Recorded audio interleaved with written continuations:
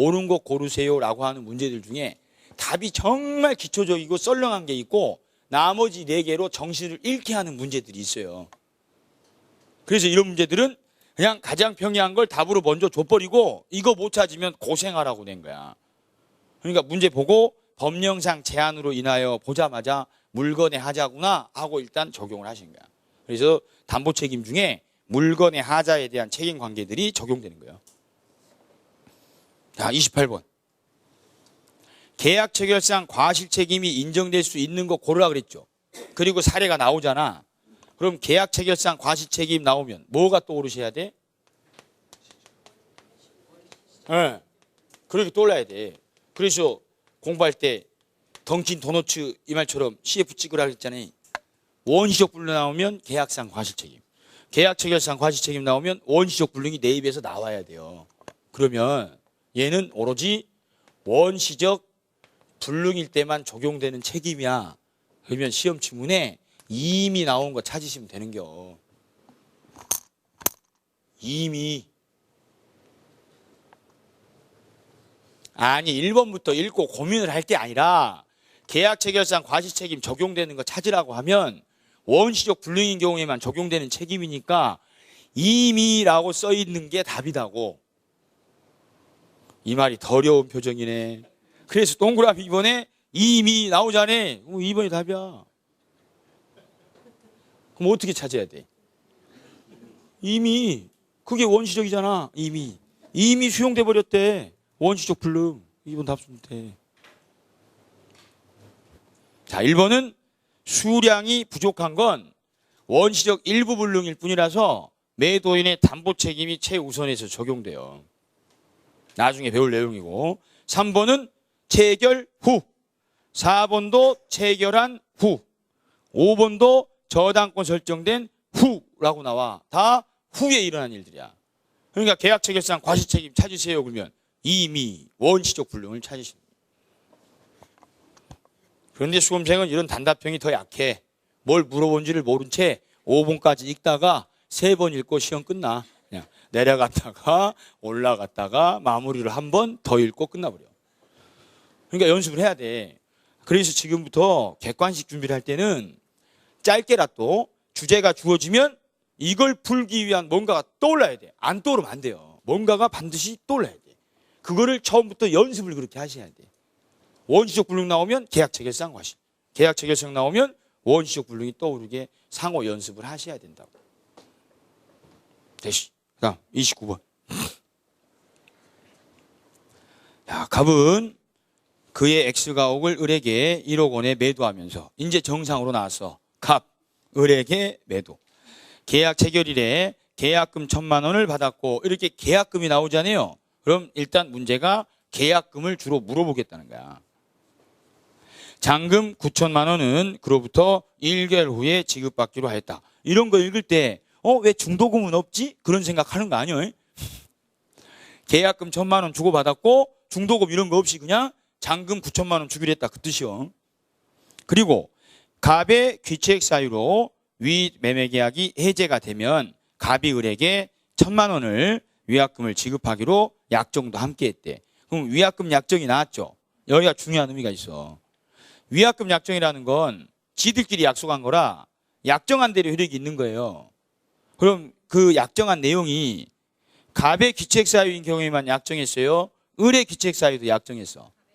갑의 귀책에다가 동그라미 치으셔야 돼. 그럼 반드시 밑에 나올 지문 하나는 정해진 거야. 위약금 약정을 하는데 일반적으로는 둘 다 약정하죠.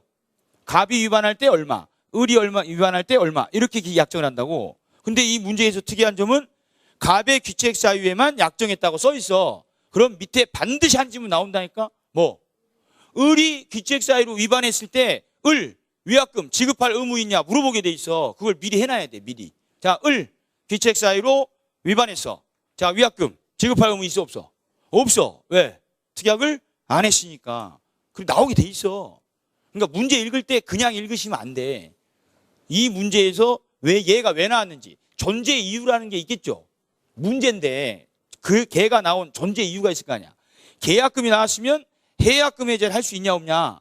즉 이쟁에 착수하기 전까지만 가능한데 이행의 착수가 됐냐 안 됐냐 물어볼 거고, 위약금 특약을 했다는데 갑의 귀책 사유가 있을 때만 특약했대. 그럼 을이 귀책 사유가 있으면 특약이 있는 거냐 없는 거냐 물어보려고 나온 거예요. 그래서 5번에 먼저 나와. 그 5번에 을의 귀책 사유로 매매 계약이 해제됐대. 그래도 을의 위약금 지급 의무는 인정? 안 돼. 왜? 을은 특약 안 했으니까. 자, 틀린 거 고르래. 1번부터 보시면 돼. 1번. 계약금 1,000만 원을 지급하기로 하는 갑과 을의 약정은 매매 계약의 종된 계약이고 요물계약.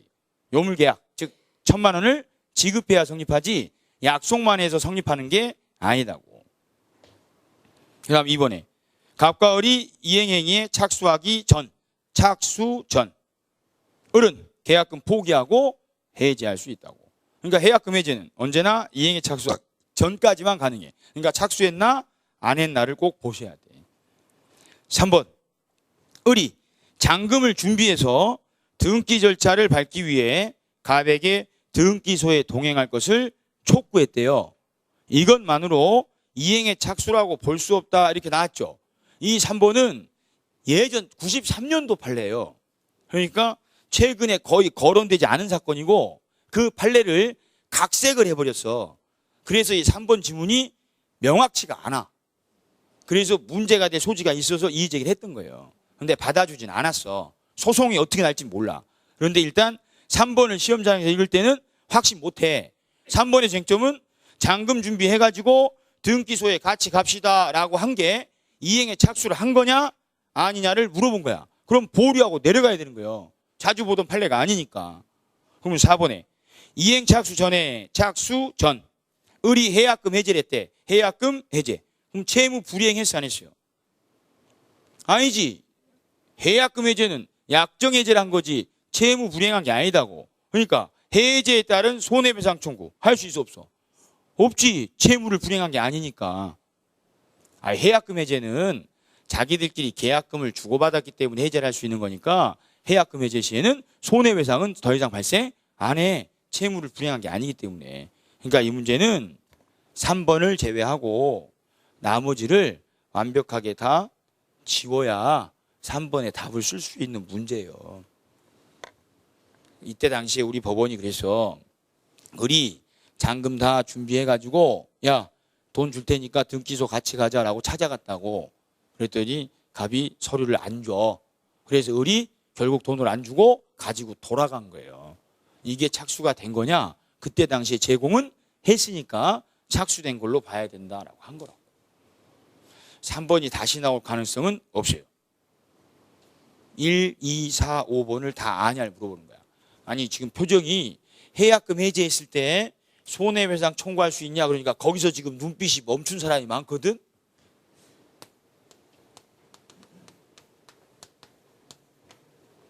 해약금에 대한 해제란 계약금을 서로 주고받아서 그 계약금을 가지고 해제하기로 약정했기 때문에 한 거예요. 채무 불이행한 거 아니야? 아니다니까. 자, 누가 잘못한 거 있어 없어요? 없어. 그럼 손해배상 청구할 수 있어 없어? 당연히 없지. 손해배상이라는 건 잘못이 있을 때 배상 책임이 발생하는 게 원칙인 거예요. 그 다음 30번. 청약하고 승낙하고 옳은 거 고르래. 1, 2번 같이 묶어서 비교하시면 돼. 자, 1번에 불특정 다수인을 상대로 하는 청약 이렇게 나왔죠. 그럼 청약 물어보면 자판기 생각하면 돼. 자판기. 자, 자동 판매기. 특정인한테 하고 있어요? 불특정 다수인한테. 불특정 다수인한테 하자니. 그러니까 청약은 불특정 다수인한테도 할 수 있다고. 이와 반대로 승낙은 누구한테 해야 계약이 성립해? 청약자한테 해야 계약이 성립하지 당사자가 일치해야 되니까. 그래서 승낙은 반드시 청약자에 대해서 해야 되고 불특정 다수인에 대한 승낙은 허용되지 않는다고. 그래서 그냥 2번이 답이요. 계약 성립의 가장 기초가 나온 거예요. 계약이 성립하려면 당사자가 일단 일치해야 돼. 그럼 반드시 승낙의 의사표시는 청약자한테 해야지. 청약자가 아닌 그 이외의 사람한테 한 건 계약 성립 절대 안 한다고. 그래서 2번이 옳은 사항. 그냥 1, 2번 비교해서 문제 풀면 끝나요. 청약은 불특정인한테도 할 수 있고 승낙은 반드시 그 사람한테 해야지. 그 사람한테. 아니 홈쇼핑 광고 나온다 텔레비에. 그게 청약이야. 불특정 다수인을 상대로. 그럼 전화번호 똑바로 눌러야 그 물건 오죠. 전화번호 잘못 눌렀어. 다른 물건 올 거 아니야. 지금 피곤하셔서 그래. 피곤하셔서. 야, 잠깐 쉬었다가 나머지 10문제 보시자고. 쉬셔.